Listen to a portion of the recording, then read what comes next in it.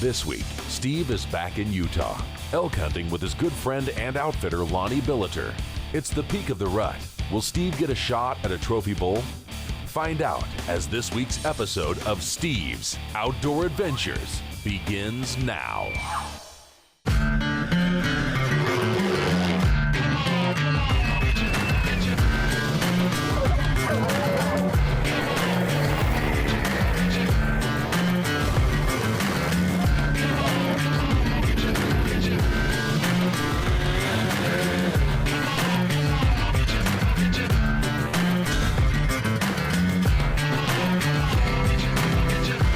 Steve's Outdoor Adventures is sponsored by Steiner Optics, CVA and Bergara Custom Barrels and Rifles, UDAP Bear Pepper Spray, Corbon Ammunition, Marathon Seat Covers, and Burris Optics and the family of Eliminator Laser Scopes.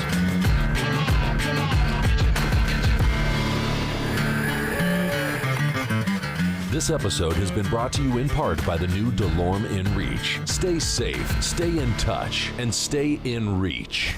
This week I'm elk hunting in Utah. It's the first week of October and the elk are still in the peak of the rut, and I can hear bugles throughout the aspens. And by the time I arrived in camp, all of my clients had tagged their bulls and gone home, and I was the only hunter left in camp. I had the entire ranch to myself, and being the last hunter of the season, hunting manager Lonnie Billiter is my personal guide. Right off the bat, I knew this was going to be an epic hunt. Steve is hunting on private lands enrolled in the CWMU program located near the historic mining town of Price in southeastern Utah. This property covers more than 16,000 acres of pristine elk habitat that ranges from sagebrush valley bottoms and rises up to aspen-covered mountainsides. And this area has a perfect combination of trophy genetics and high elk densities, making this a top destination for Steve's Outdoor Adventures clients each season. CWMU stands for Cooperative Wildlife Management Unit. This is a private ranch or a group of contiguous private properties that combine and register with the Utah Division of Wildlife to create their own hunting unit.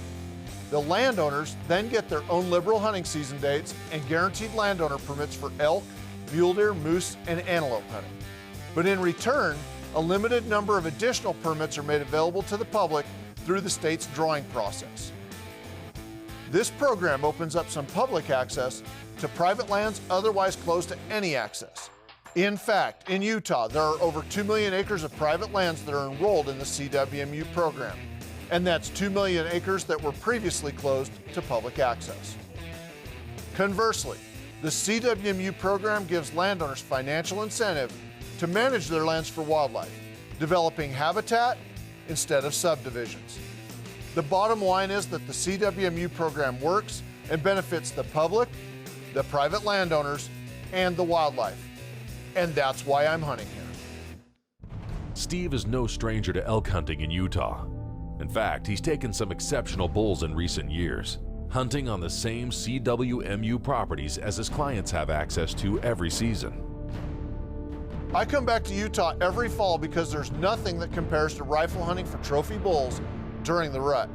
And our CWMU properties provide me with the guaranteed tag and the best possible opportunity for trophy bull under free range and fair chase hunting conditions. And what more could I possibly want? This week, Steve is carrying his new Bergara Custom Rifle, chambered in .338 Winchester Magnum. This gun is topped with a new Burris Eliminator 3 laser scope and loaded with Corbon's 225 grain TDPX ammunition.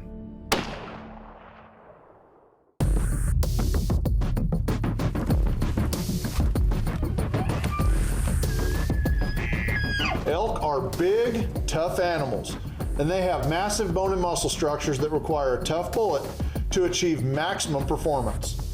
In my opinion, the ideal shot placement and performance is for a bullet to strike the center of the shoulder, breaking that shoulder with the bullet staying intact with full expansion, then passing through the vital organs, and finally breaking and often exiting the opposite side shoulder. Now, not many bullets are made to do this, and that's why I use and recommend the all-copper Corbon TDPX ammunition. The polymer-tipped 100% copper X bullet is extremely accurate and has rapid expansion upon impact, while providing unmatched downrange terminal performance. Follow Steve's Outdoor Adventures on Facebook and Twitter and keep up with all the action, as well as find out about some great giveaways that we have throughout the year. When we come back from commercial break, Steve's hunt for a big bull elk in the Aspens of Utah begins.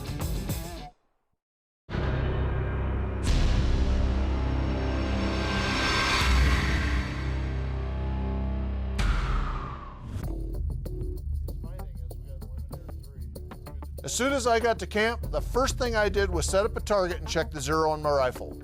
I'd been traveling a lot, and I wanted to make sure that my rifle was perfectly dialed in before I went hunting the next morning.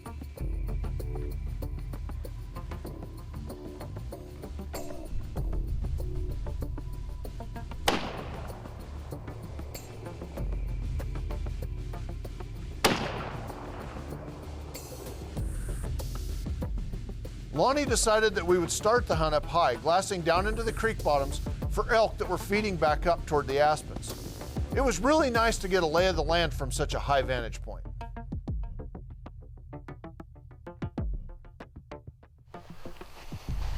It's the first day of our hunt here in Utah, the 4th of October. All the clients are done. Now it's time to come in and get a little hunting done. The bulls are just starting to bugle. I love hunting in the Aspens. There's a bull way down here on the ridge top. All the elk are moving up out of the fields in the bottom into the aspen trees to bed for the day.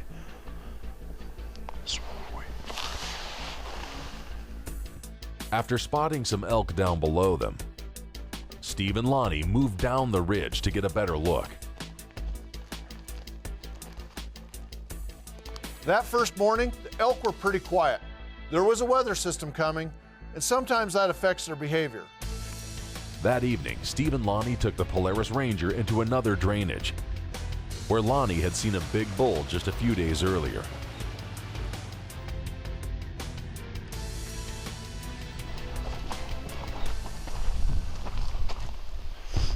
What we're doing, we just came over here on the far side of the canyon. And we're gonna slope up this way. We're gonna have the sun at our back. The wind should be in our face. All those elk should be down below us. Hopefully they'll start bugling. Still just a little bit too windy. I can't hear anything yet, but hopefully we'll find them here pretty soon. Sometimes coming in at the end of the season has its benefits, and Lonnie knew where all the elk had been hanging out, so it wasn't long before we were on the bulls.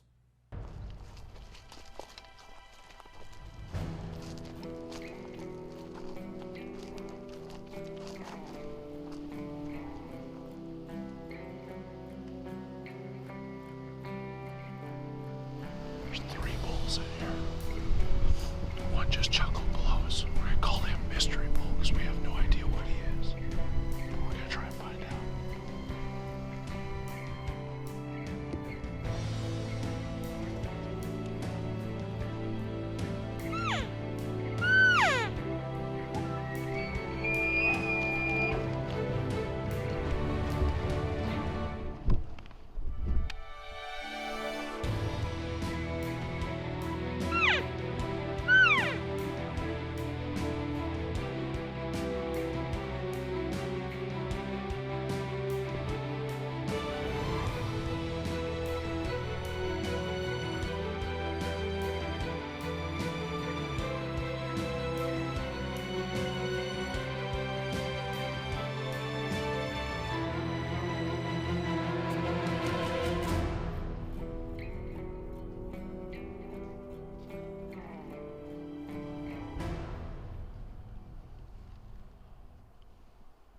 This bull was just a little too small, but the big herd bull was screaming his bugles and just out of sight.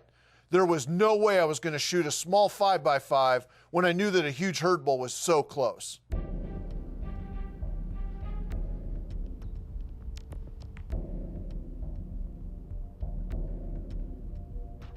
The bull must have gotten my scent.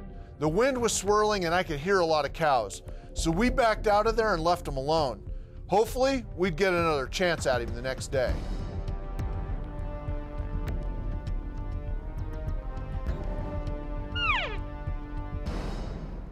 After 2 more days of hunting and close encounters with satellite bulls, Steve's hunt is winding down. With only a day and a half left to hunt, Lonnie wants to try something different.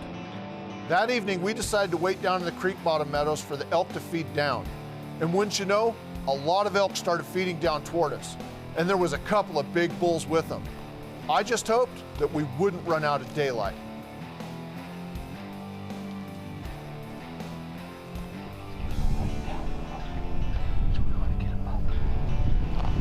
Coming down fast. So's the sun.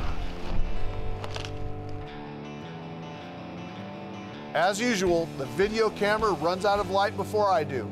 I could have shot that bull easily, but it was just too dark for good video, so I had to pass.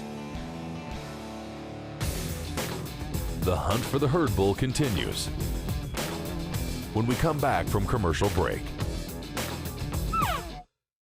This segment is sponsored by Lights Out Trail Camera by Wild Game Innovations. The Sportsman's Guide, the largest supply of name brand hunting gear at closeout prices. When we went to commercial break, Steve was closing in on the herd bull and his harem of cows. This bull knew how to beat me every way possible. He had so many cows that he couldn't be called in, and you couldn't move on him without being seen by an elk in the herd. My only chance was to try and figure out where they wanted to be and let them come to me. The next morning, Steve and Lonnie enlisted the help of guide Tony Allred and his 12-year-old son, Connor. Tony had been guiding on the ranch all season, and he'd been chasing the same bull Steve was after now. His knowledge of his bull's habits could be the difference between success and failure on this hunt. We had Tony for a morning hunt before Connor had to get back to school. And Tony told me that this old bull had a lot of cows and satellite bulls, and that's a lot of eyes to beat. But he also knew that this bull liked to hang out around the meadow at the top of the canyon. This location presented Steve with an opportunity to see and cover a lot of country without having to be really close to the elk. And with his rifle set up with the new Eliminator 3 laser scope, he could cover the entire area. No elk would be out of range. It's the last morning of our hunt here in Utah. We're back at... There's a bull right there. Anyway, we're coming back in where we were all day yesterday. This place is full of bulls and some big ones. There's one in particular up here that I really want to get a better look at. Hopefully a shot. He's over there waiting for me. I gotta go.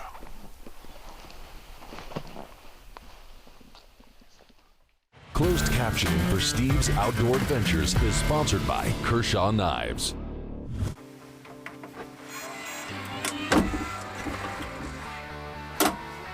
Take the pledge to be a responsible gun owner. I did.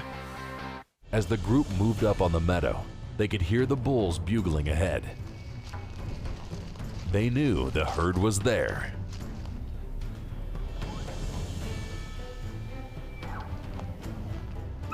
As we moved up, we could see a couple of cows.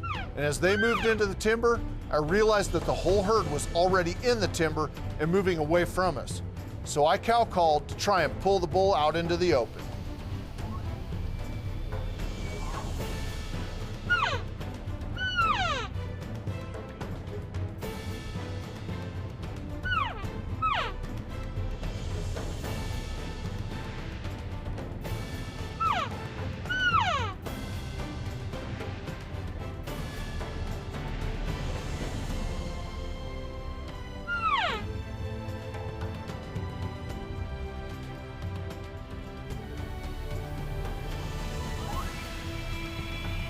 This was a nice bull. He had 6 on one side and 5 on the other. And on a lot of other hunts, he would have been plenty big enough. But I was still holding out hope for a shot at the herd bull.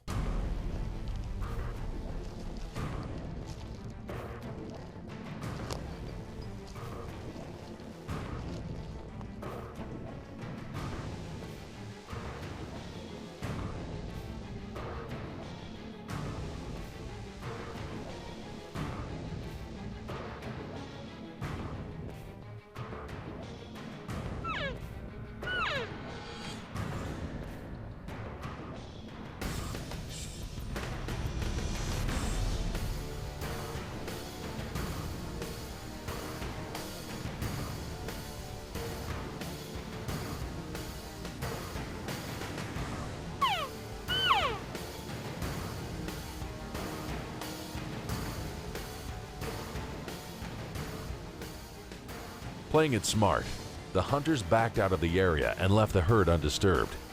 The plan was to come back and hopefully they would feed out into the meadows that afternoon. Patience is not one of my best traits. I really wanted to at least see this herd bull again. And I'd had opportunities to take some of his satellite bulls, but somehow this old bull had stayed out of my sights all week. My only chance was to beat him to a spot and let them feed out to me. The wind that evening was completely wrong for our usual approach to the meadows. So we drove the rangers around to the top of the meadow and came in from the opposite direction. Well, it's the last evening of my hunt. And we're going back into the same basin where we've been covered up with elk for the last 2 days. You know, last night we were in here and had the collared cow come up real close. The bull was back in the trees and just never had a chance to come out. But this morning we came back in. We could have shot another 6x5.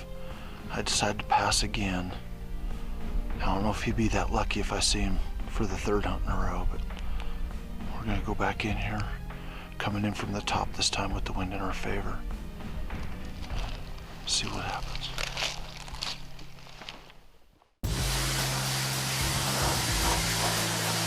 Can you pressure wash the inside of your truck out? Probably not. Not unless you have Marathon seat covers. Go to the Outdoor Channel website and enter to win a set of Marathon seat covers, a proud sponsor of Steve's Outdoor Adventures. The moment of truth has arrived. Will the herd bull show himself? Will Steve make the shot? Find out after this short commercial break. Wheeler Engineering Delta Series, the most comprehensive line of AR tools available.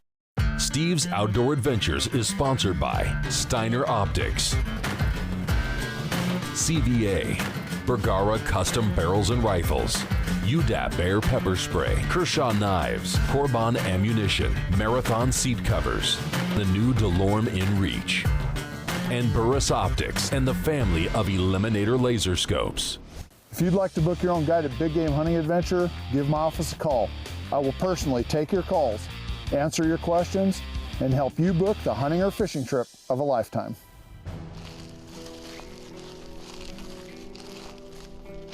This all couldn't have been timed better. As we walked into the meadow, I looked up and the herd was right there, so I immediately located a good spot to get a rest and set up my pack. I laid down prone and I let the elk come out to me.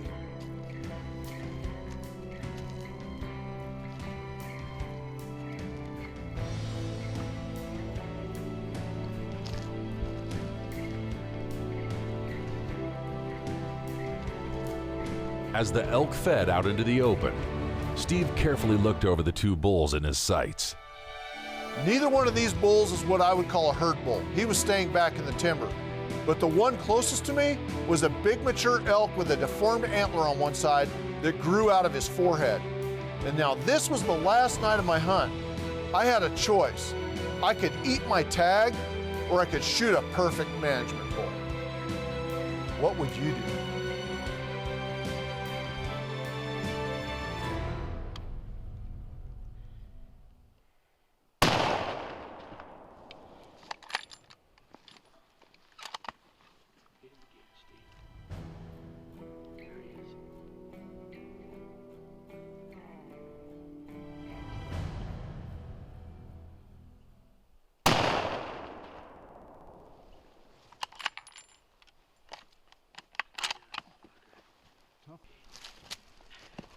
Yes, the ambush worked. Yes. Yes. I was really pleased with this elk, and it had been a great hunt. Sure, the herd bull had just gotten away, but that means that he's still up there for one of my clients to hunt next season. Not, he gets him to work. Let's go see what we got.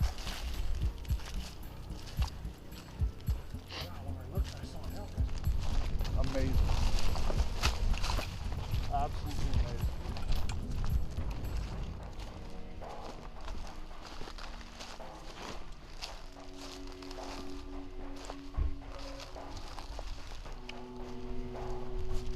Congratulations, buddy. Thanks, man. He's a weird looking neat looking bull. that?